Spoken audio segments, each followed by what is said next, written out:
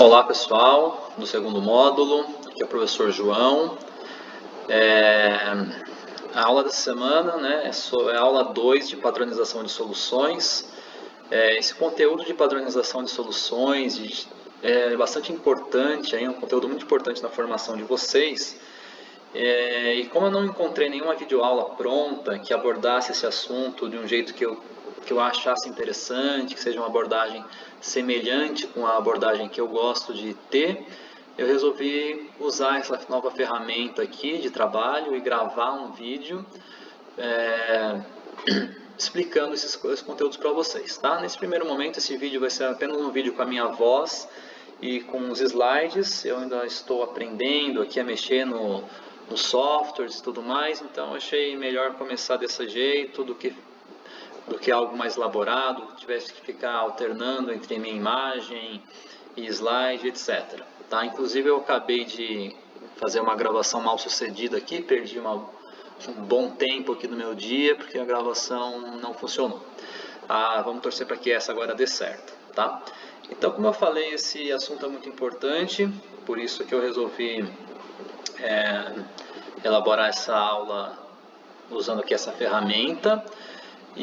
Mas eu quero aproveitar então essa aula para, antes de falar desse conteúdo da aula 2 de padronização, eu quero voltar um pouquinho lá em titulação, explicar um pouquinho melhor para vocês o que é isso, e mais do que explicar o que é e como se faz os cálculos, mais do que vocês memorizarem a rota dos cálculos, eu quero que vocês entendam o conceito por trás disso e por que isso é tão importante. Tá? Então eu vou voltar um pouquinho em titulação, tá? Assunto das aulas anteriores e das semanas anteriores. Depois eu vou explicar aqui, bastante detalhado, a aula 1 de padronização, que é a aula da semana anterior. Acho até que a atividade ainda está aberta para quem não fez. E aí já faço o gancho para explicar o conteúdo dessa aula, que na verdade vai ser bem simples. Tá? Com a explicação da aula anterior aqui, acho que a aula 2 aqui vai ficar bem simples, bem curta no final das contas, certo? Bom, então primeiro vamos lá. Volumetria é o nome de uma técnica analítica que a gente utiliza para determinar quantidade de um material ou concentração de um material. Ou seja, a gente está falando de química analítica quantitativa. Eu quero determinar uma quantidade. E a titulação, ele é o procedimento. Quando eu estou lá fazendo a parte prática, adicionando uma substância a outra substância, usando a bureta e o Erlen, que vocês veem aí na imagem, a parte prática, que o procedimento que eu estou fazendo é a titulação. A técnica, que é tudo que envolve, todo o conceito, a técnica chama-se volumetria. Volumetria por quê? Porque é baseada na medida de volumes. Tá? Então, a volumetria, ela pode ser a volumetria de neutralização, de complexação, de precipitação ou de oxirredução. O que é isso? O que muda de uma coisa para outra? É simplesmente o tipo de reação química que está acontecendo. Vocês viram lá nas aulas introdutórias de titulação, que nessa sim eu mandei umas videoaulas bacanas para vocês, que a titulação, você tem aqui uma substância na sua bureta, outra substância aqui no seu Erlenmeyer, e a substância da bureta vai entrando em contato com a do Erlenmeyer e vai acontecendo uma reação química entre elas. A lógica da utilização é a mesma, mas o tipo de reação pode ser diferente. Pode ser uma reação do tipo de oxirredução, que é algo que vocês vão estudar no módulo. Pode ser uma reação que forma precipitado, como a gente chegou a fazer várias reações de precipitação lá no primeiro módulo, então seria uma volumetria aqui de precipitação. Pode ser uma reação que forma compostos de coordenação, que é algo que a gente não estuda muito no ensino médio, tá? E aí chama-se volumetria de complexação. Ou pode ser uma reação de neutralização, ou seja, uma reação entre um ácido e uma base. Reação entre ácido e base é chamada de reação de neutralização. Tanto o ácido pode estar na bureta e a base no Erlen, quanto a base na bureta e o ácido no Erlen. Um ácido e a base vão reagir um com o outro e vão se neutralizar, né, formando sal e água, como qualquer reação de neutralização sempre vai formar sal e água. Então, se for uma reação entre um ácido e uma base, ou entre uma base e um ácido, vai ser uma reação de neutralização, utilizada na análise volumétrica, então volumetria de neutralização. Volumetria de neutralização vai ser o que a gente vai estudar em química analítica, tá? A gente não vai se debruçar em cima das outras, porque a parte de conta é praticamente a mesma coisa, e a parte de conceito também é a mesma coisa, só muda o tipo de reação, a classificação da reação que está acontecendo aqui, mas a lógica é sempre a mesma, inclusive para os cálculos, tá? Então, para que serve a titulação, né? Procedimento aí que você vai fazer da volumetria para você determinar a concentração de algo que você não sabe, né? Você determinar a quantidade ou determinar a concentração. Então vamos para um exemplo prático disso. Vamos supor que você trabalha lá numa indústria e que sei lá qual que é o produto que essa indústria produz, mas que uma matéria-prima para o seu produto seja o hidróxido de sódio. E você precisa desse hidróxido de sódio a 95% de pureza para que o seu produto saia com qualidade lá no final do processo. Então você compra do fornecedor hidróxido de sódio a 95%. Como que você tem certeza que você está de fato comprando hidróxido de sódio 95%? Como é que você vai saber que seu fornecedor não está te enrolando e está te mandando hidróxido de sódio a 70%? Às vezes você pode descobrir isso da pior maneira, né? Que é quando o seu produto final sai sem qualidade. Por que você saiu sem qualidade do produto final? Porque a sua matéria-prima não era de qualidade. Essa matéria-prima que era para ser 95% era só 70%, por exemplo. E aí você produziu um produto final de qualidade ruim também, né? Então essa é a pior forma de descobrir. Qual que é a melhor forma de descobrir? A melhor forma é você fazer o que é chamado de controle de qualidade. Nesse exemplo que eu estou dando aqui, né, seria um controle de qualidade da matéria-prima. Matéria-prima na sua produção é hidróxido de sódio, uma delas, né? Então você pega lá uma amostra do lote quando chega na empresa e antes de usar esse lote, você faz uma análise química quantitativa para determinar qual é a pureza desse hidróxido de sódio. Nesse meu exemplo aqui para vocês, né, para determinar se realmente o hidróxido de sódio que você está comprando ele é 95%. Se o seu fornecedor não está colocando outras coisas lá mais baratas e te vendendo o preço de hidróxido de sódio 95%. Né?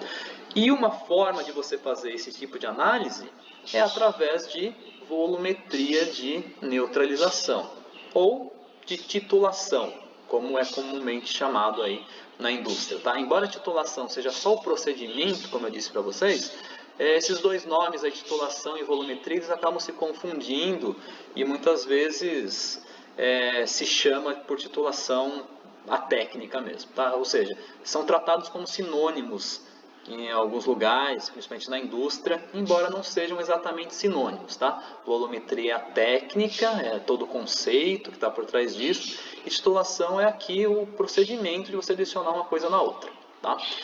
Então, através de uma titulação, você consegue, por exemplo, determinar se o hidróxido de sódio lá que você compra de um fornecedor, que você compra ele a 95%, se realmente ele está te mandando a 95%, se não está mandando a 70%, 60% ou qualquer outra concentração. Tá?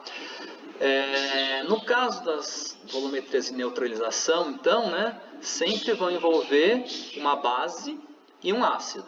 Nesse exemplo que eu estou falando para vocês, o hidróxido de sódio é o que eu quero descobrir, a concentração dele, né? Então, aquilo que tem a concentração desconhecida vai sempre aqui no meu Erlenmeyer. E se eu tenho aqui então o hidróxido de sódio que é uma base no meu Erlenmeyer, eu vou precisar ter aqui na minha bureta uma solução de um ácido. Né? Se eu quisesse descobrir a concentração de um ácido, o ácido estaria aqui no meu Erlen, e aí eu tinha que ter uma solução de base aqui na minha bureta. Tá? Mas voltando, né, no meu exemplo aqui, eu falei que, por exemplo, quero determinar a concentração de uma base e aí eu preciso de um ácido na minha bureta, que tem que ser um ácido que eu tenha uma solução desse ácido de concentração conhecida, tá? O ácido vai entrando em contato com a base, vai neutralizando essa base, vai consumindo essa base, e no momento que toda a base aqui tiver sido consumida, termina a reação química. Como que eu sei que terminou a reação química, né? Ácido, base, sal, a água, né? São todas substâncias que não apresentam cor. Eu não consigo visualizar aqui a princípio que terminou a reação química. Então eu só consigo visualizar porque a gente sempre vai utilizar nas titulações um indicador. No caso de titulação de neutralização, tem que ser um indicador ácido-base, um indicador que me mostra quando o meio está ácido e quando o meio está básico. Por exemplo, um indicador muito utilizado, né, que é a fenolftaleína. A fenolftaleína ela tem a coloração rosa em meio básico, ou seja, quando ela está em contato com substâncias básicas, ela tem coloração, na verdade ela é incolor, né, quando ela está em meio ácido, em contato com substâncias ácidas. Então, quando você coloca aqui a fenolftaleína, antes de começar a titulação, né, você tem hidróxido de sódio aqui, que é uma base, a sua solução aqui vai ficar com essa coloração rosa, avermelhada, né, pink, como alguns preferem chamar. Conforme você vai adicionando ácido, esse hidróxido de sódio vai sendo consumido. Quando ele for totalmente consumido, a solução vai deixar de ser básica, vai passar a ser ácida, e aí vai mudar a coloração, de uma coloração rosada para incolor. No momento que mudou a coloração aqui, é o ponto de viragem que a gente chama, né? O ponto final da titulação. Então a gente para a titulação, mede aqui quanto foi gasto de solução de concentração conhecida, e através do volume gasto dessa solução de concentração conhecida, você consegue ir lá e descobrir qual era a concentração que você tinha da substância aqui, que você tinha concentração desconhecida, né? Esses cálculos aqui a gente já trabalhou nas aulas anteriores, o próprio professor lá no vídeo ensina muito bem, então eu não quero gastar o tempo da aula aqui de hoje com isso, tá? Eu vou gastar mais na parte de padronização de solução mesmo, que são cálculos na verdade muito parecidos. Então, eu gastei uma determinada quantidade aqui de uma substância de concentração conhecida. Através desta concentração conhecida e do volume que eu gastei, eu consigo descobrir qual era a concentração da substância que estava presente aqui no Erlen, que é o que eu queria descobrir, que eu não conhecia, né?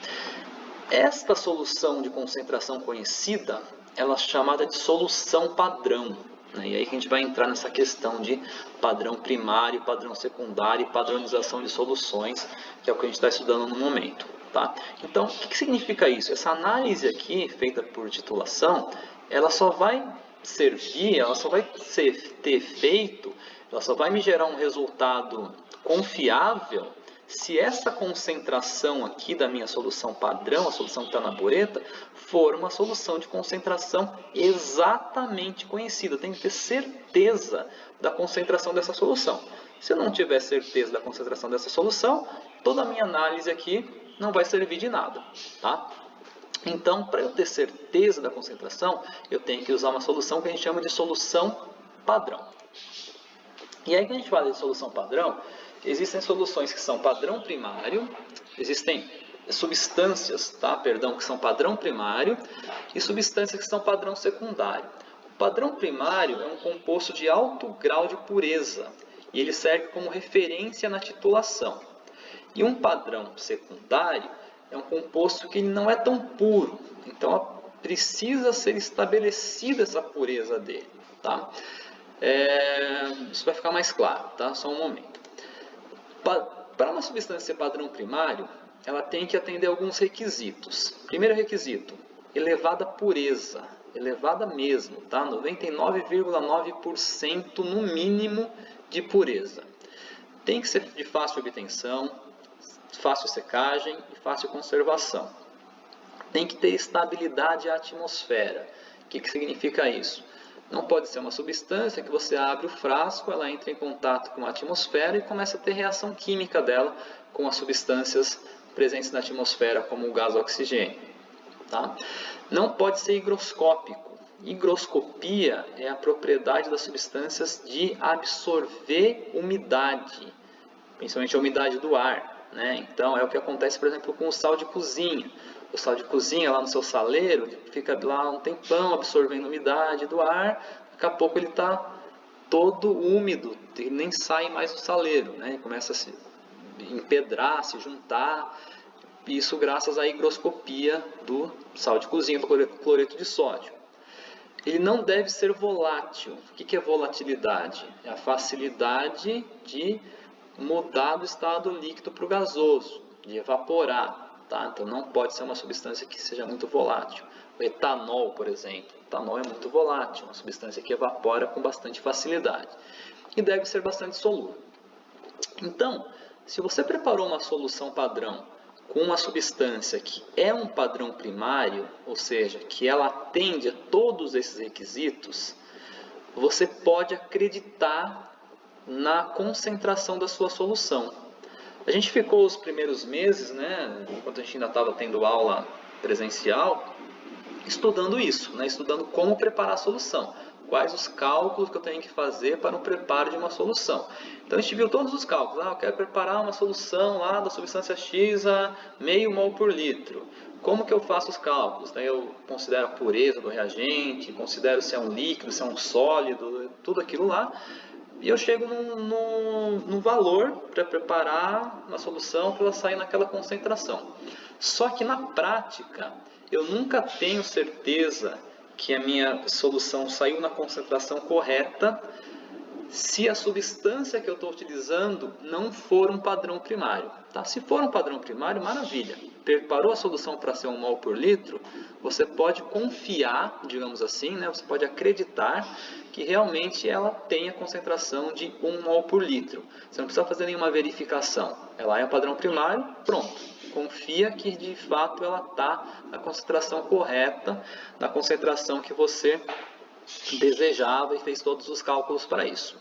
Acontece que a maioria das substâncias utilizadas em titulação, como por exemplo o hidróxido de sódio, o ácido clorídrico, eles não são padrão primário, ou seja, eles não se enquadram aqui em todos esses quesitos que eu estou falando para vocês.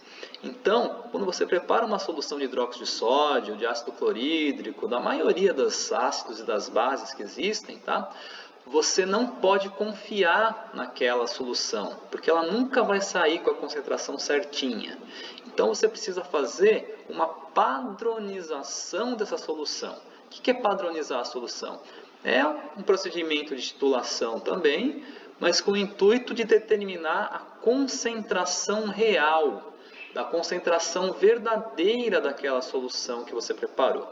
E aí quando você faz essa padronização, você obtém, que eu tinha falado aqui atrás, que é um padrão secundário.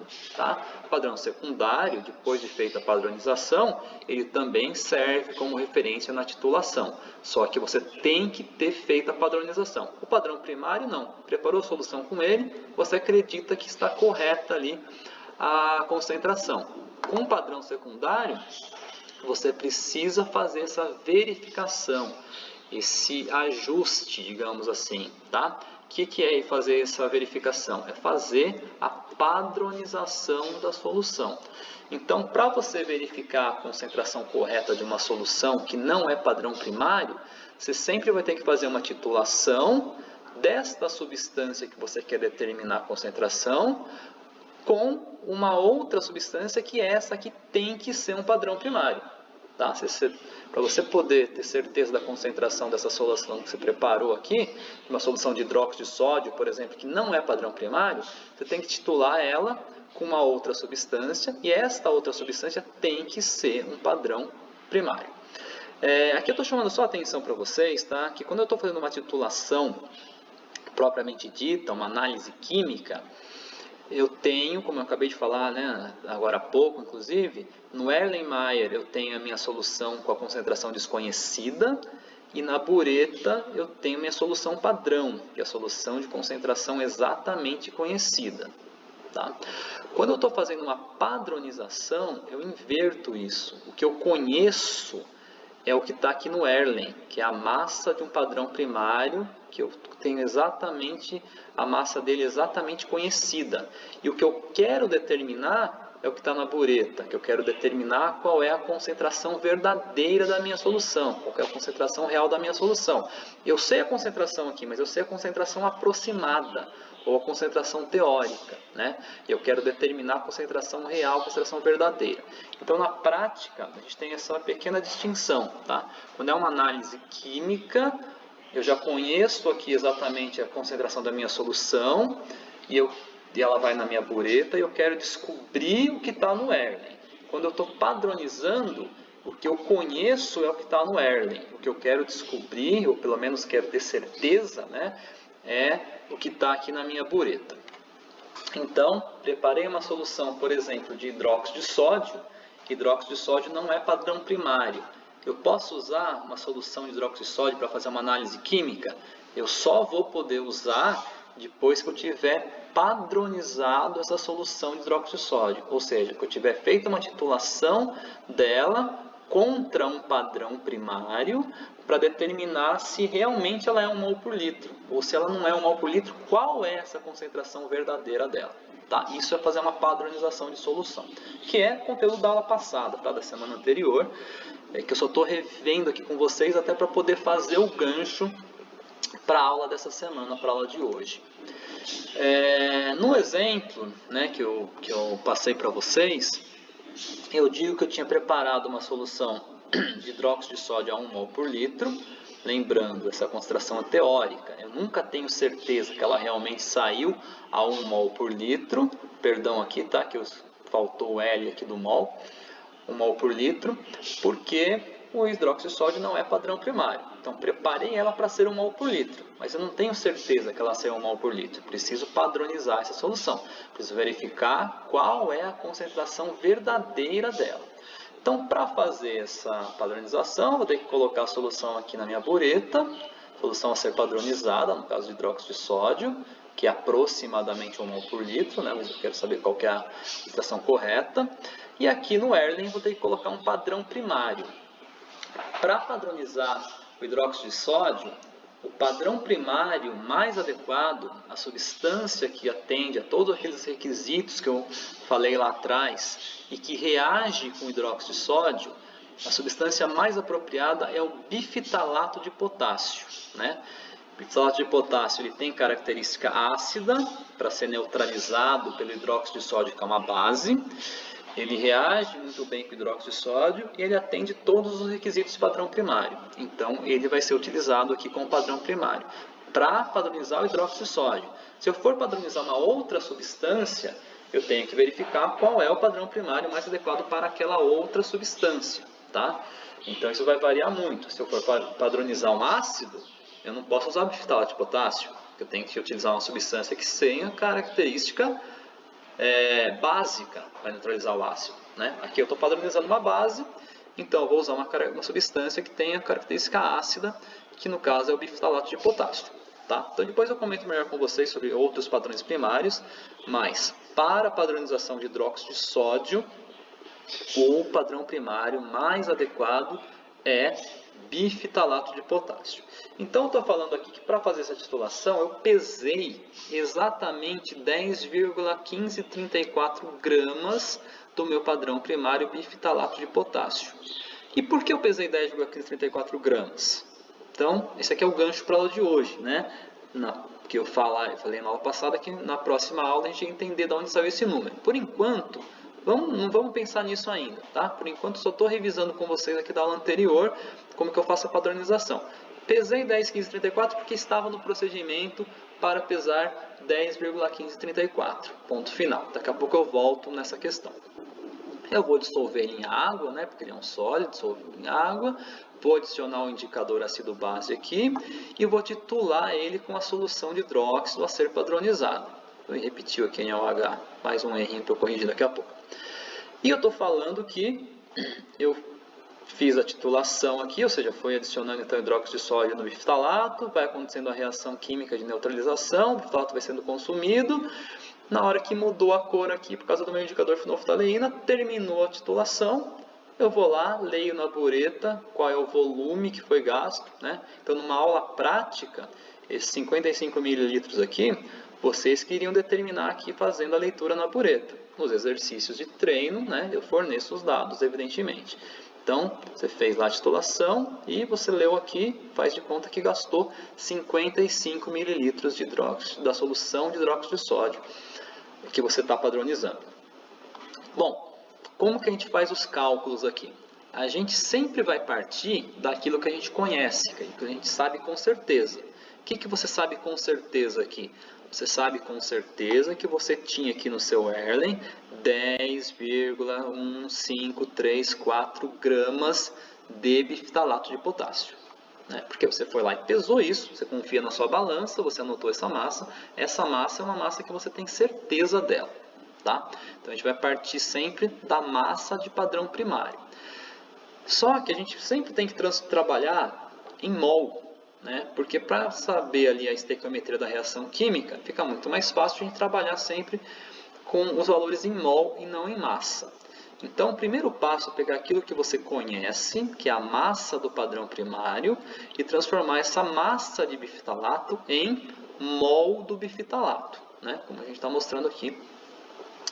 Já falei para vocês várias vezes que transformar a massa em mol e mol em massa é algo que vocês têm que saber fazer igual vocês sabem escrever o nome de vocês. Né? Você não pode ficar titubeando, pensando, raciocinando para transformar um mol de alguma coisa em massa daquela coisa ou vice-versa. Tem que ser algo que vocês saibam fazer assim automaticamente. Tá? Então, eu já determinei aqui, né, que a massa molar do bifidalato, que tem essa fórmula molecular aqui, KHC8H4O4, a massa molar dele é de 204 gramas por mol, ou seja, 1 mol de bifidalato de potássio, que aqui também escrevi errado, bifidatato, tá? Perdão mais uma vez.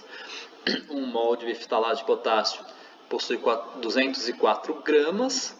Então, quantos mol de bifidalato que correspondem à massa que eu tinha lá, que é de 10,1534 gramas?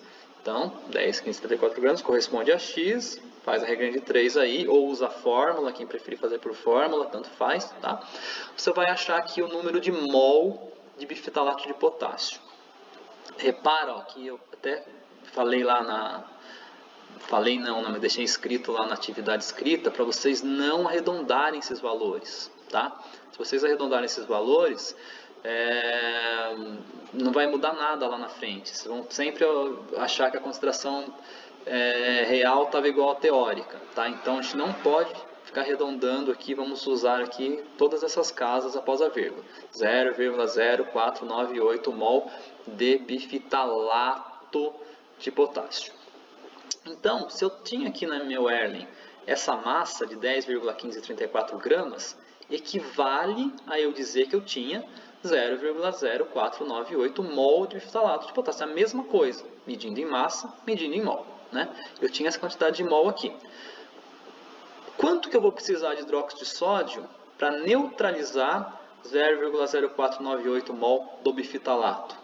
Então, isso é muito simples. Se eu conheço a reação química, está aqui, né, a fórmula molecular, a fórmula estrutural do bifidalato, mas não se preocupem com isso, que aqui a questão não é aula de química orgânica, tá? Só estou mostrando para apresentar para vocês.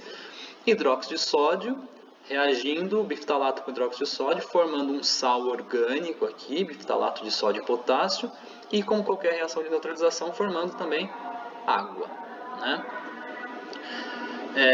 Então, o que interessa para a gente dessa reação aqui? A proporção estequiométrica. Cada 1 mol de bifidalato reage com 1 mol de hidróxido de sódio. Então, se eu tinha lá 0,0498 mol de bifidalato de potássio, significa que eu precisava de 0,0498 mol de hidróxido de sódio para neutralizar essa quantidade aqui de bifidalato. Quando é que neutralizou? Quando é que terminou a reação química? Quando eu vi ali que se gastou 55 mililitros da solução de hidróxido de sódio. Né? Esse 55 mililitros é dado do exercício que eu falei para vocês, mas que na prática vocês que teriam que ter ido lá e determinado isso na análise química. Feito a análise ali, a titulação e determinado esse valor aqui. No exercício eu forneci que gastou 55 mililitros de hidróxido de sódio. Ou seja, esse 0,0498 mol de hidróxido de sódio, eles estavam dentro de 55 mililitros da solução de hidróxido de sódio. Então, se eu tenho uma relação entre mol e volume, essa relação entre mol e volume é exatamente a minha concentração. Concentração nada mais é do que o número de mol dividido pelo volume. Então, o número de mol de hidróxido de sódio que você gastou foi de 0,0498 mol, e o volume que você gastou foi de 55 mililitros, que transformado para litro dá 0,055 litros, tá? Não arredondei nada aqui, faço a divisão, concentração de 0,9054 mol por litro. Aqui nesse resultado final a gente pode até arredondar, tá? Aqui quando eu já o resultado final, essas duas últimas casas não importam tanto. Posso usar aqui só duas casas que já está ótimo. Mas nos passos anteriores, de novo, lembrando, não façam arredondamento para conseguir chegar aqui no valor final bastante exato. Né? Então, basicamente, eu parti da massa de bifitalato que eu conhecia, transformei aquela massa de bifitalato em mol de bifitalato. Se eu conheço a estequiometria, eu consigo transformar o mol do bifitalato em mol do hidróxido. E eu sei que essa quantidade de mol de hidróxido estava dentro de 55 mililitros. Então, mol por volume, eu tenho a concentração mol por litro. Tá? Então, aqui a gente descobriu nesse exemplo, né, que eu usei para explicar para vocês, que a concentração da minha solução de hidróxido de sódio, que eu tinha preparado ela para ser 1 mol por litro, na prática, ela não saiu 1 mol por litro. Na prática, ela saiu a 0,9 mol por litro, 0,90 mol por litro. Tá? É perto, mas não é exatamente o mesmo valor. Quando eu vou fazer uma análise química, eu tenho que conhecer exatamente a concentração. Eu não posso usar uma concentração aproximada. Então, eu preparei ela para sair 1 mol por litro, mas ela saiu 0,9. Posso usar essa solução? Posso e devo usar essa solução. Só que na hora de efetuar os cálculos, eu não posso considerar que ela é 1 mol por litro. Eu tenho que considerar a concentração real dela. E a concentração real é 0,90. Então, todos os cálculos que eu fizer de análise química com essa solução que eu preparei, eu tenho que usar a concentração real dela, que é 0,90 aproximadamente mol por litro. Tá? Isso que eu quero trazer para vocês, né, que eu achei até importante gravar esse vídeo, para que vocês entendam a lógica, a importância disso. Não só decorar a sequência de cálculo que tem que ser feito, mas entender por que é importante. Por que no laboratório químico é importante eu fazer isso? Né? Por que eu tenho que padronizar? Exatamente para saber a concentração verdadeira. Porque se eu fizer uma análise com a concentração errada, o resultado também vai estar errado. Né? Então eu acho que é 1 mol por litro. E faço conta com 1 mol por litro. Vou ter um resultado de análise, que vai ser diferente do resultado verdadeiro, que é quando eu uso a concentração verdadeira, que é 0,90 mol por litro. Tá? Então, isso daqui é o conteúdo da aula passada, que a gente aprendeu a fazer o cálculo de padronização de solução, de verificar a concentração verdadeira das soluções, que por não serem padrão primário, preciso efetuar esse cálculo para daí sim poder usar essas soluções no meu dia a dia para fazer análises químicas. Tá? O que faltou eu falar na aula passada, né, que ficou para essa aula, é como que eu faço o cálculo da massa de padrão primário. Né? Deixa eu voltar lá no exercício que eu falava, né? Foi pesado exatamente 10,1534 gramas de bifitalato de potássio. E na próxima aula vamos entender de onde saiu esse número. Então agora chegou a próxima aula de entender de onde saiu esse número.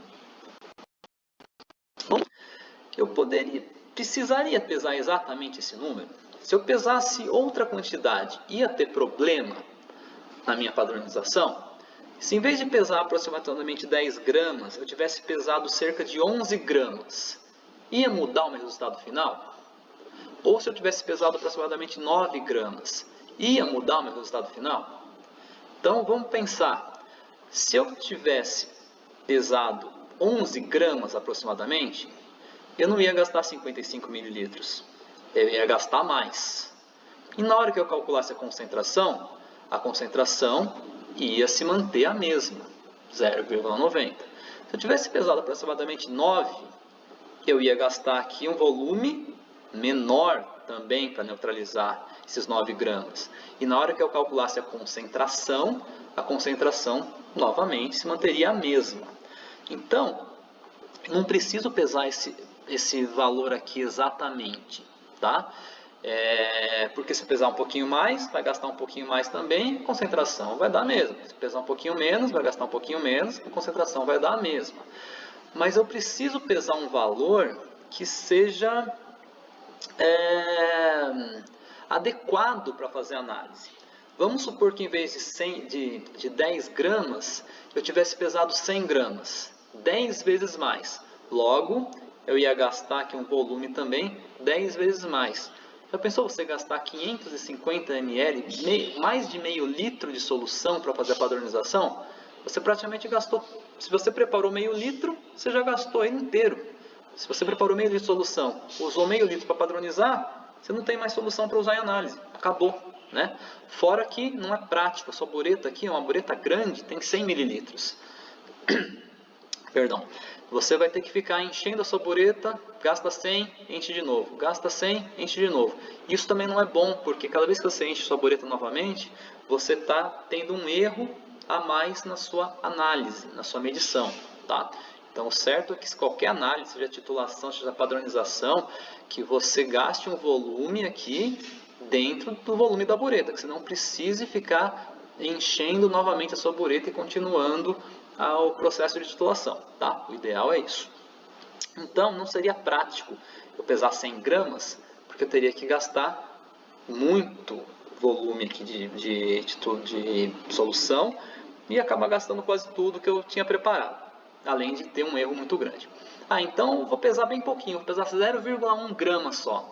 Pode ser que com 0,1 grama só, a primeira gotinha que caísse aqui já desse o ponto de viragem. Esse também você não vai ter exatidão na sua leitura, porque não vai dar nem vai chegar nem no primeiro tracinho da sua bureta. Então você não vai ter esse valor exato, não vai ter uma leitura exata. Então a gente não quer nem que gaste um volume muito grande de solução e nem um volume muito pequeno de solução. Nem você quer encher a bureta várias vezes, nem você quer que com uma gota já vire, né? já chegue no ponto de viragem, já tenha neutralizado toda a sua substância. Porque você vai ter erro tanto de um jeito, tanto do outro. Então o que a gente quer? A gente quer que se gaste um volume médio. O que seria um volume médio? Se você tem lá uma bureta de 100 mililitros, você quer gastar aproximadamente metade da sua bureta, aproximadamente 50 mililitros. Você sempre vai então fazer uma conta para chegar numa massa aproximada, tá? Para que você não gaste nem muito, nem pouco, para que você gaste aproximadamente meia bureta, metade do volume da sua bureta, tá? Em tese, se você fizesse com 100 gramas, daria certo, mas na prática não é viável, tá? Se você fizesse com 1 grama, daria certo, mas podia ser que você não tivesse exatidão na leitura. Então, o certo é sempre você chegar aqui num valor para que você gaste um volume adequado, um volume de aproximadamente metade da sua bureta. Então, vamos lá agora aos cálculos, né, de como que eu chegaria nesse valor. Na prática, né, na verdade, estou ensinando essa aula aqui, essa é a minha aula 2, mas na prática, esses cálculos da aula 2 é o que você faz antes, né? Primeiro você faz os cálculos de qual é a massa que você deve pesar, para depois você ir lá e pesar essa massa e depois fazer a padronização. Eu explico assim porque eu acho que fica mais fácil de vocês entenderem, né? Mas na prática, esse passo da aula de hoje é o primeiro passo, né? Como que eu sei que eu tenho que pesar mais ou menos 10 gramas? Porque eu tenho que fazer esse cálculo da massa do padrão primário, que é o que eu vou explicar aqui hoje para vocês. Então, para calcular essa massa, como eu falei para vocês, eu tenho que partir de duas coisas. eu tenho que partir do volume da bureta que você tem, né? Acabei de comentar isso, só que lembrando sempre, você não quer gastar a sua bureta inteira, você quer gastar aproximadamente metade do volume da sua bureta. E você vai partir também de outra informação, que é a concentração teórica da sua solução. Você preparou ela para ser 1 mol por litro. Você não sabe se ela é 1 mol por litro exatamente, mas você sabe que ela vai ser muito perto disso. Então você usa esse valor aqui como referência. Concentração teórica, você vai usar ela como referência para poder calcular essa massa que você vai pesar para depois verificar qual é a concentração verdadeira, tá? Os cálculos aqui que a gente vai fazer para calcular a massa de padrão primário, eles são exatamente iguais aos cálculos que a gente acabou de fazer agora da padronização, só que eles vão no sentido contrário, né? O cálculo que eu acabei de fazer aqui com vocês, revisão da aula passada, a gente partiu da massa do padrão primário, transformou em mol, chegou na concentração. E aqui a gente vai fazer a mesma coisa, só que no sentido inverso. A gente vai partir da concentração para chegar na massa. Os mesmos cálculos, só que no sentido inverso, tá? Então, no exemplo aqui, novamente, né? Eu falei que a gente preparou uma solução que era para ser 1 mol por litro. Então, essa é a concentração teórica dela. A gente não sabe qual é a concentração verdadeira, mas teoricamente é 1 mol por litro. Então, eu vou usar esse 1 mol por litro como referência. E vamos supor que a gente tem uma bureta de 100. Como eu já acabei de falar, a gente nunca quer gastar o volume todo da bureta, nem 5 buretas, né? Nem uma gota. A gente quer gastar metade do volume da bureta aproximadamente. Então, se eu tenho uma bureta de 100, eu vou gastar aproximadamente, eu quero gastar aproximadamente 50 mililitros da minha solução. Então, eu vou partir dessas duas coisas, da concentração teórica da minha solução, que é 1 mol por litro, e do volume que eu pretendo gastar da minha bureta, que por ser uma bureta de 100, eu quero gastar aproximadamente 50 mililitros. Então, a gente vai partir desses dois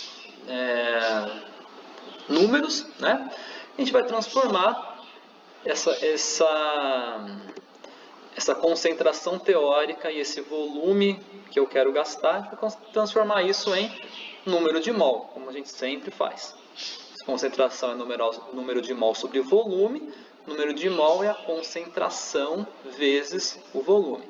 Número de mol é a minha concentração teórica, 1 mol por litro, vezes o volume que eu quero gastar, metade da bureta transformado em litros, né, 50 mililitros transformado em litros, 0,05 litros. Então, se eu quero gastar 0,05 litros, se minha concentração é por volta de 1 mol por litro, eu vou precisar ali mais ou menos de 0,05 mol de hidróxido de sódio, né? De novo, conheço a estequiometria da reação, que é a mesma reação química, né? Bifitalato de potássio para hidróxido de sódio, 1 mol de bifitalato para 1 mol de hidróxido, ou seja, 1 para 1. Então, se eu preciso de 0,05 mol de hidróxido, eu preciso também de 0,05 mol de bifitalato de potássio. Então, para gastar meia bureta, que é ali os 50 mililitros, eu preciso de aproximadamente 0,05 mol de bifitalato de potássio. Você vai lá na balança e pesa 0,05 mol? Não, né? Na balança você pesa a sua massa em gramas. Então você vai pegar agora aqui esse seu número de mol de bifitalato e vai transformar isso daqui para massa em gramas de bifitalato. De novo, né? Igual escrever o nome. Transformar mol em massa, massa em mol tem que ser algo automático, praticamente instantâneo. Então, se você sabe que 1 mol de bifitalato tem 204 gramas, se você precisa de 0,05 mol, vai precisar de X gramas. Multiplica em cruzes, a regra de 3, 10,2 gramas de bifitalato de potássio. Então, repare que foi exatamente os mesmos cálculos, só que sentido inverso, né? No primeiro lá, a gente partiu da massa de bifitalato para chegar na concentração. E agora a gente partiu aqui da concentração, chegou em mol de hidróxido de sódio, transformou em mol de bifitalato.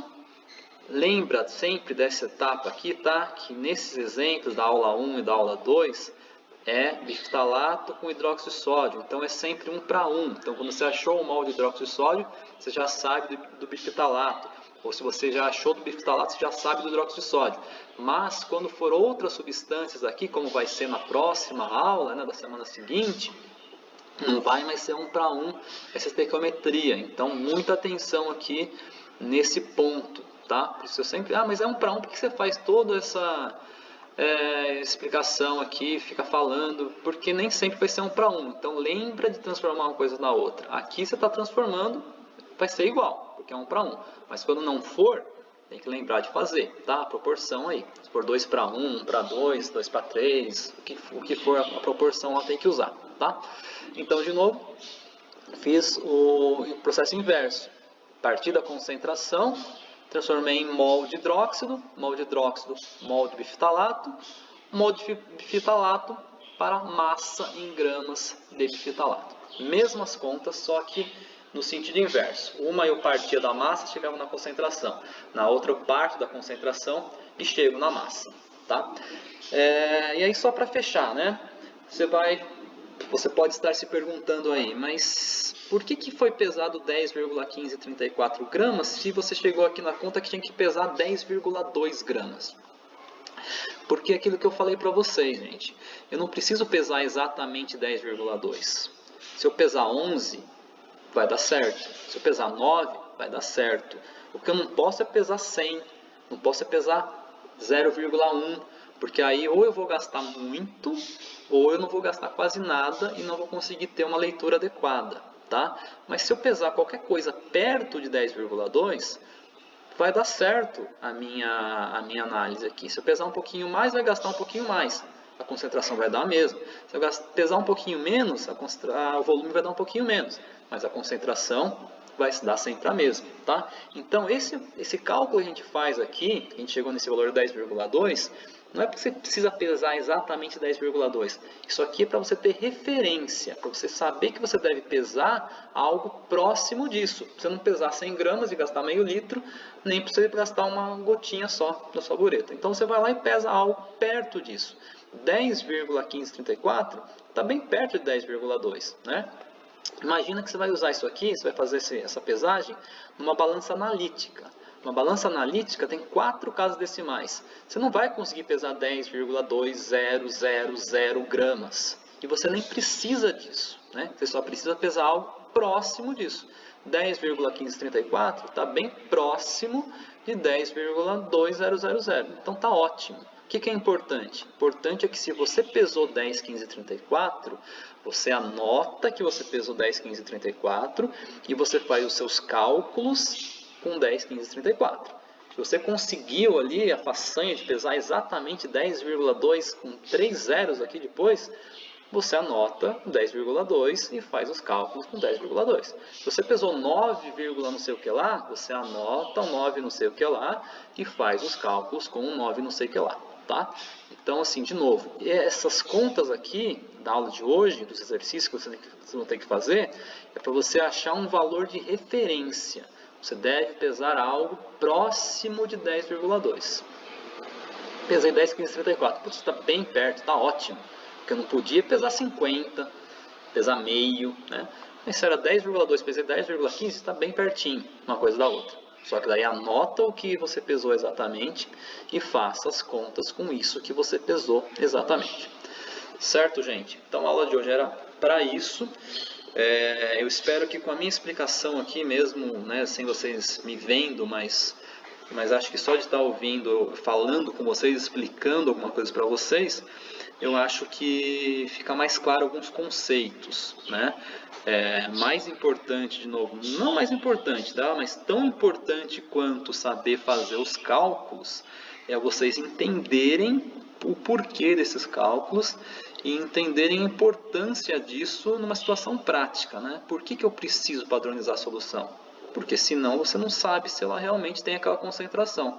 E se você não sabe, toda análise feita com aquela solução vai ter um resultado que também é duvidoso, ou seja, não serve para nada, tá? Então é isso daí. Muito importante fazer padronização de solução. Provavelmente muitos de vocês aí vão fazer TCCs que vão envolver titulação, então portanto vão envolver padronização de solução. E na indústria química, laboratório de controle de qualidade, isso daí é básico do básico, tá? Eu não sei se eu falei isso aqui, acho que eu falei isso da primeira vez que eu gravei e não deu certo. Espero que essa aqui dê certo, tá? Que eu não sei como vai ficar a parte prática, né? Mas eu vou conversar com certeza com os professores depois no planejamento para o terceiro módulo, para que alguém consiga nas aulas abordar a titulação com vocês, a parte prática, porque não tem condição de vocês saírem formados técnicos em química sem nunca ter feito uma titulação na vida de vocês, né? Então a gente vai ter que pensar em num currículo um pouco diferenciado, esse terceiro módulo de vocês. Geralmente eu não dou aula para terceiro módulo, acredito que não vá dar, mas a gente vai se organizar de forma que algumas aulas chaves dentro do curso, né, vocês que não tiveram no segundo módulo, que vocês possam ter no terceiro, tá? Mas isso daí é assunto para mais para frente, não se preocupem com isso no momento. No momento se preocupem em entender, fazer os exercícios, né, que estão aí para vocês fazerem.